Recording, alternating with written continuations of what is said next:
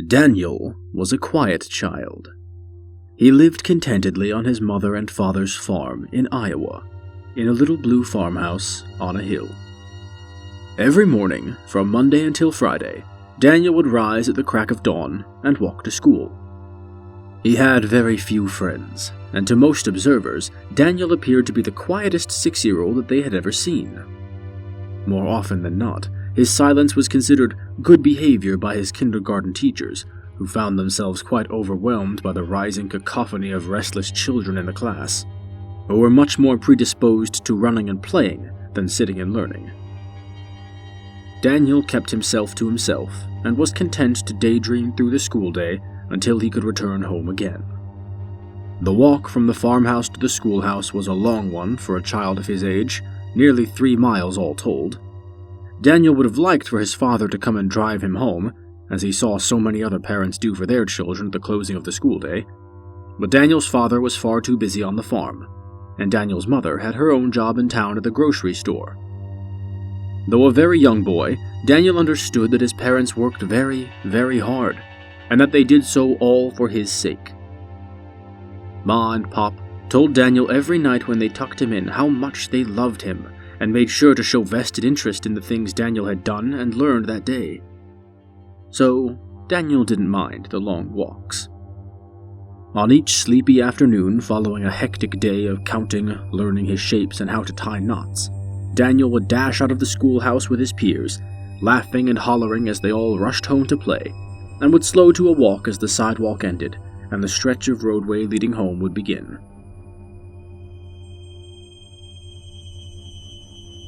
Daniel was not a fast walker, no 6-year-old is, and so oftentimes the hike would take him at least an hour, maybe 2 if something interesting caught his eye. A bug he had never seen before, an oddly shaped rock, bit of petrified stick, or perhaps a brightly blooming flower growing out of the cracks in the pavement. The road, Daniel found, had many wonders to offer to a child willing to slow down and look, and Daniel had found many varied and fascinating things on his daily trips to and from school. And just as his journey began each and every morning on the farm, so too would it end there, with a final stretch of golden barley fields standing between himself and home. Sometimes Daniel's father could be seen in the distance, aboard his tractor, tending the fields and plucking away the pesky weeds that grew as fast as wildfire among the barley stalks. Other times the fields were deserted, a sea of rippling gold stretching as far as Daniel could see. His father would be out and about working on something, as he was every day, and Daniel's mother would not return home from town for another few hours. And so, unlike many children of his age, Daniel had an unusual stretch of unsupervised free time on his hands upon his arrival at home. Excited as could be, Daniel found himself in the habit of running as fast as he could to the farmhouse and taking off his shoes and socks at the door. That was his mother's idea, after she and his father had panicked upon not being able to find him around the house. Daniel found untold joy frolicking and playing in the barley fields, and so would often run straight back out into them after returning home.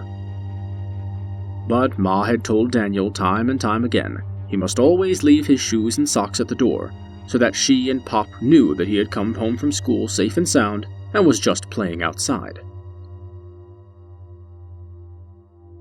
An obedient child, and always eager to please his parents, Daniel had never once disobeyed that rule. It had always seemed simple enough to follow, and he loved running barefoot through that golden ocean to the hill adjacent their house, where he would find the most gorgeous, breathtaking sunsets over the horizon. During the winter and summer, it was hard for Daniel to catch the sunsets. During the stretched days of summer, the sun was still out very late, and would not tuck itself into bed until after Daniel had fallen asleep himself. And during the winter, heavy clouds often blocked out the sun, and the weather was too cold for Daniel to want to wander about outside, unless it was to build forts and snowmen alongside his father. But in autumn, and especially October, Daniel found that the weather was just right. A crisp, cool breeze would ruffle his hair as he dashed through the fields, and the setting sun would warm the earth beneath his feet striking a careful yet pleasant dichotomy that even a young boy like Daniel could easily appreciate. Today was one such day. Daniel had just kicked off his shoes and socks and headed outside to play. He loved above all else playing cowboy. 1 year ago on his birthday, Pop had gotten for Daniel his very own cowboy hat, and Daniel had loved that hat so very much. He would sprint about amid the barley, pretending that he was riding a magnificent stallion across the Mojave Desert in California. He would be Tex Tiger, a name he had come up with himself, the high-riding sheriff of all the Wild West. On days like this, Daniel would be out playing until just after the burning sun slipped beneath the blanket of the horizon to rest, and the sky's reddish-pink hue bled out into a dusky midnight blue. Only then would his mother's voice cut through the twilight and call him back home for supper and bedtime. Some children might have preferred to sit about the house watching television or reading books, but Daniel was a boy who delighted in the world around him. He couldn't understand the fuss about TV or about reading. To be entirely frank, he had found both tasks quite dull and boring. What was the point of watching the world inside a box, or of reading about it on a page? Why bother doing anything so mundane when the world was waiting just outside to be explored and conquered? And conquer it he did. Daniel had, over the past few months, learned every square inch of his father's fields and knew them by heart. He often daydreamed excitedly about a time when he could explore the rest of the world when he was older. The very thought of it made his heart leap with giddy expectation, and Daniel would fly as fast as his feet could carry him to the top of the hill to tell the sun good night. Tonight was no exception. He had spent the hours after school as Tex Tiger, but now he was simply Daniel again, sitting on the top of the hill and trying to guess the names of the myriad colors swirling about the darkening sky. And that was when he saw it.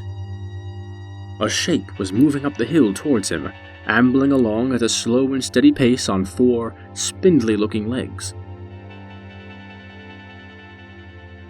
Daniel's eye was first caught by the movement, and then by the details of the creature itself as it walked, with patient purpose, up the hill towards him. It looked something like a horse, or perhaps a donkey, though as it came closer Daniel could see that it was like no animal he had ever seen before. The thought dawned on him that perhaps he should run away. Ma and Pop had told him that wild animals could be very dangerous, but Daniel was a headstrong child, filled to the brim with a courage born of boyish curiosity. The creature was just cresting the hill now, and Daniel could make it out very clearly. It was only a few feet away from him when it stopped walking and stood very still. It was only a few feet away from him when it stopped walking and stood quite still, watching him with 2 deep-set and sad-looking green eyes. It was indeed a horse, as far as Daniel could tell, though it had none of the short fur that coated most horses head to toe.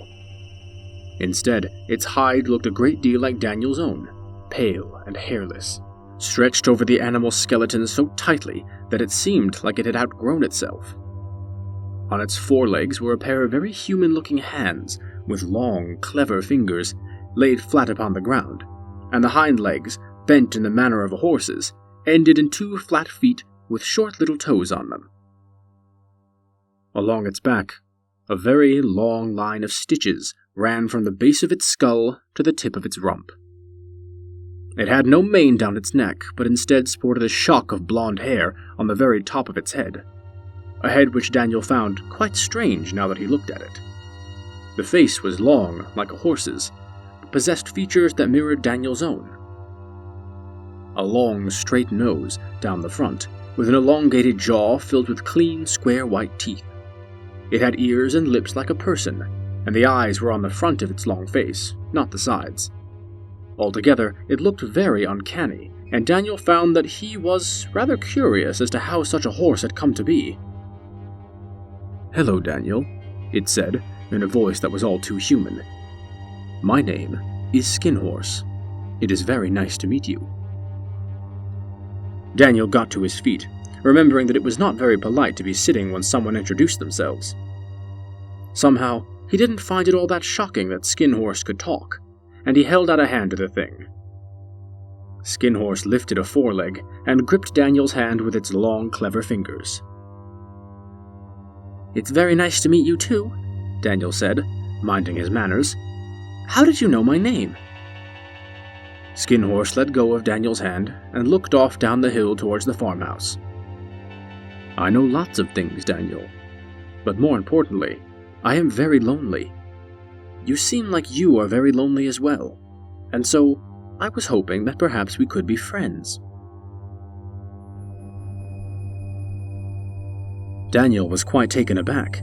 He had not expected that he would make such a bizarre acquaintance tonight, but Skinhorse was a very special creature. He had never known a horse that could talk before, nor one that could shake hands. He didn't see the harm in remaining amicable with it.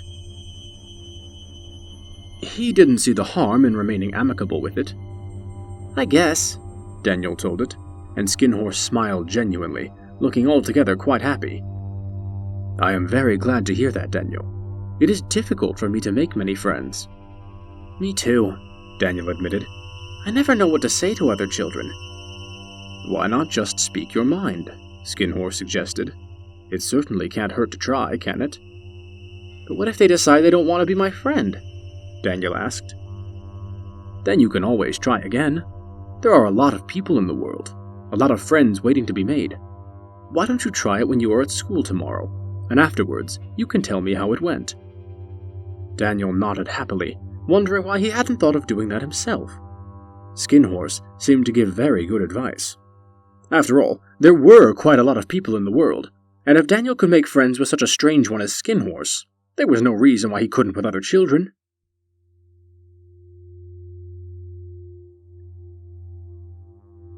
From the farmhouse, Daniel's mother's voice cut through the gathering dark, calling Daniel home for supper. "Your mother is calling," Skinhorse observed.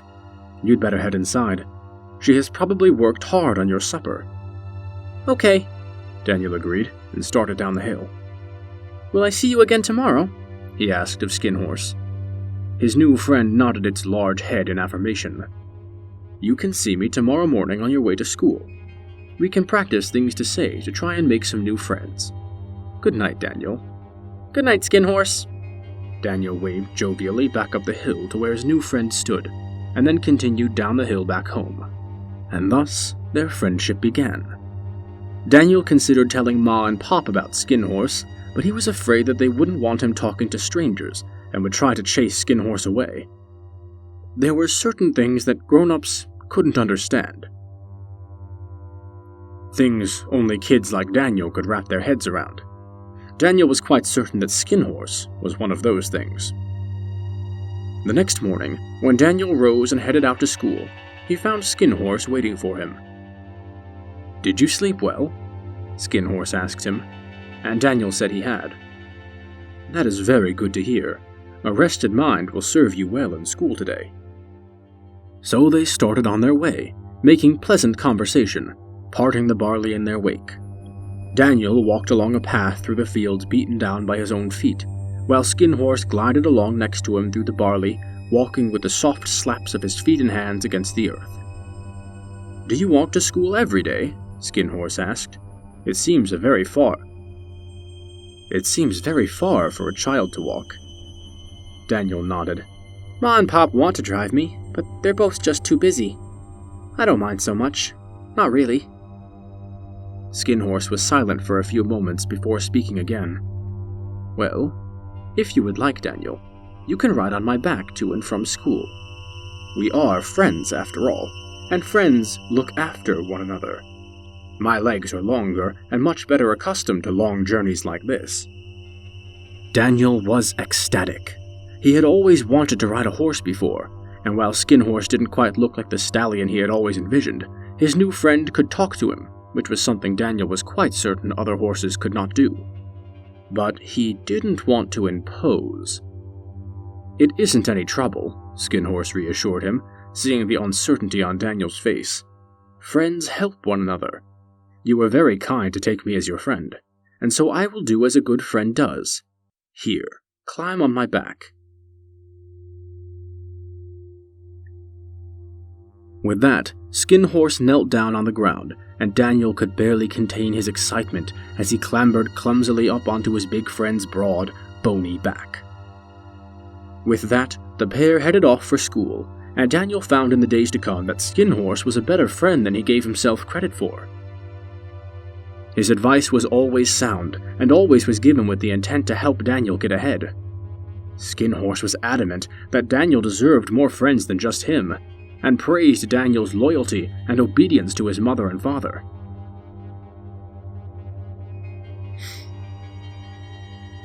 "You will grow up into a very fine young man, Daniel," he was wont to say on their trips to and from school, "and I am very happy that I will be with you to see it." Skinhorse did many things for Daniel, offered both his advice and his services, and never asked for anything in return, only stating that he was grateful to be Daniel's friend. He never let himself be seen by anyone else, telling Daniel that he was shy and quite self-conscious about his own strange appearance, and Daniel could understand that. He never pressed Skinhorse on it, not when Skinhorse had been such a wonderful friend to him. After school, Skinhorse would carry Daniel home, and remind him to leave his shoes and socks in the house if ever Daniel seemed ready to forget. And then, off they would run together to play cowboys in the barley fields. Skinhorse was a gracious friend in play, too. His legs were much longer than Daniel's, and he could run much faster, but always slowed down so Daniel could keep up. Once, Daniel was worried that they might fight over which of them got to be Tex Tiger, and which would play the mighty stallion, but Skinhorse always let Daniel play as Tex, and never put up a fuss. As the days stretched into weeks, months, years, Daniel found that of all the friends he had made thanks to Skinhorse's advice, Skinhorse remained his closest, most loyal, and very best friend. Stalwart and reliable, Skinhorse always put Daniel first, stating every time that best friends are always there for one another. Daniel grew up just as Skinhorse had predicted, a fine and admirable young man. When bullies at school pushed him around, Skinhorse was there later to dry his tears and help Daniel get back to his feet, with a smile and a reminder that his bullies were just lashing out of their own pain. He cautioned Daniel not to let anger or wrath take control of him, and helped Daniel keep a cool head in the tumultuous moments of his life. Skinhorse was there to help Daniel when his teenage years began, and always reminded him of the many things his parents had done for him whenever Daniel was acting rebellious or spoiled. And while Skinhorse didn't always take Daniel's side in an argument, he was always on Daniel's side in the long run.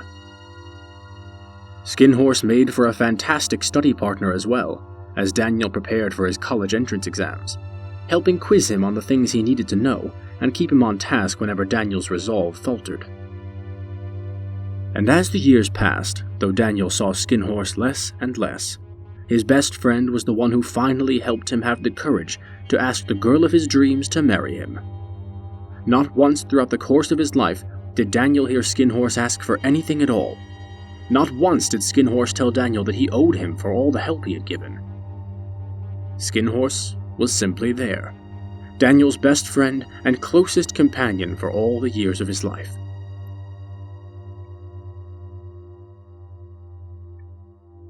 Now, Daniel was 40.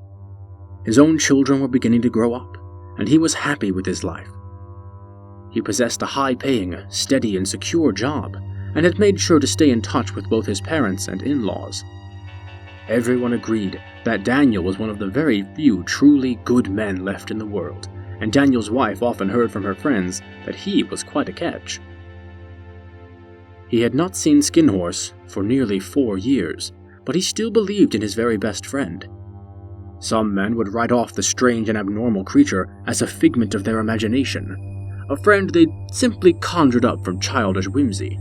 But Daniel knew that Skinhorse was real. And on this, a chilly October night, he would see his best friend again. Daniel was sitting on his porch, watching the sunset, when Skinhorse arrived. His old friend was haggard, sad green eyes set ever deeper in his emaciated skull, and the blonde hair on Skinhorse's scalp had gone a pale white. "Hello again, Daniel," Skinhorse croaked. "It's been a good long while since we talked, hasn't it?" Daniel smiled warmly, reaching out and placing a hand on Skinhorse's shoulder, feeling the way the bones seemed to shudder beneath papery skin. He had known that this day would arrive. Skinhorse was very old, and Daniel had made peace with the thought of losing his closest friend. They'd had a good run. "Hello, Skinhorse," Daniel said, leaning back in his chair. "Beautiful tonight, isn't it?" "As beautiful as the sunset on the day we first met," Skinhorse agreed. "Daniel, I have been your friend for 34 years, and not once have I ever asked you for anything. Tonight will be the last night that I spend with you. I know, old friend. Anything that I can do for you, anything at all, please, just tell me," Daniel told his friend. "After all, best friends are always there for each other, and you've done so much for me. How can I ever repay all those years of kindness?" Skinhorse was silent for a moment before nodding his head slowly. "There is something you can do for me, Daniel. Something that I have wanted since the day we met, but never thought it right to ask for. These old bones grow brittle, while yours are hale and strong. Will you do this thing for me, Daniel?" Daniel didn't even need a moment to think it over. With an eagerness reminiscent of his 6-year-old self, he sprang to his feet. "Of course, anything," he said. Skinhorse smiled a slow, sad smile, a smile filled with an uncanny number of white, square teeth. "Daniel, I would like you to climb upon my back one last time. I would like to walk with you one last time before you and I part ways for good. Will you do this thing for me, my friend?" Daniel nodded in silence, tears in his eyes. "I'm going to miss you," he told Skinhorse, who nodded in assent.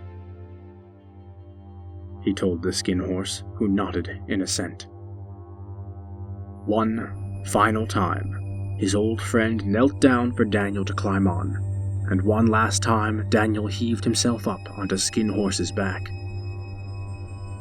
"Where would you like us to go?" he asked Skinhorse, trying his very best to keep the quaver out of his voice.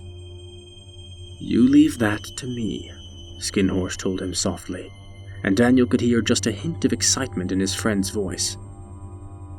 Quite suddenly, they were off, flying down the walkway of Daniel's house faster than Daniel had ever gone before. Taken aback, Daniel was very nearly rocketed off of Skinhorse's back and onto the ground by the sheer force of the sudden leap into motion. Skinhorse ran ever faster, the slap of flat hands and feet on the pavement of the suburban street the only sound Daniel could hear besides the rushing of wind in his ears.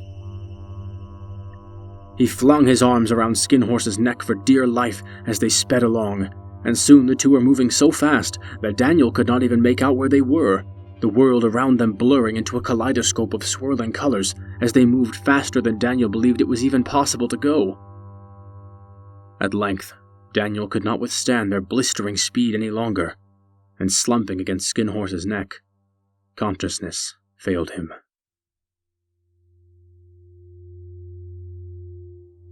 Rachel was a little girl of 6 years old who lived in the big city with her mother. Her father had left them before she was born, but Rachel did not mind so much. She and her mother lived inside a very tall apartment building, and sometimes Rachel would take the elevator to the roof of the building to look at the stars. Tonight was one such night that Rachel decided she would like to count those twinkling lights that hung in the sky like so many Christmas ornaments. However, it was as she stepped out of the elevator and out into the dark night sky that she saw she was not alone. A shape was standing on the roof nearby, pacing to and fro on 4 spindly-looking legs. Rachel's eye was first caught by the movement, and then by the details of the creature itself as it walked with patient purpose back and forth. It looked something like a horse, or perhaps a donkey, though as it came closer, Rachel could see that it was like no animal she had ever seen before. The thought dawned on her that perhaps she should run away. Mama had told her that strangers could be very dangerous, but Rachel was a headstrong girl, filled to the brim with a courage born out of childlike curiosity. The creature stopped pacing and turned to look at her as she stood outside the elevator, and Rachel could make it out very clearly. It was only a few feet away from her when it stopped walking and stood very still, watching her with two deep-set and sad-looking brown eyes. It was indeed a horse, as far as Rachel could tell, though it had none of the short fur that coated most horses head to toe. Instead, its hide looked a great deal like Rachel's own, pale and hairless, stretched over the animal's skeleton so tightly that it seemed like it had outgrown itself.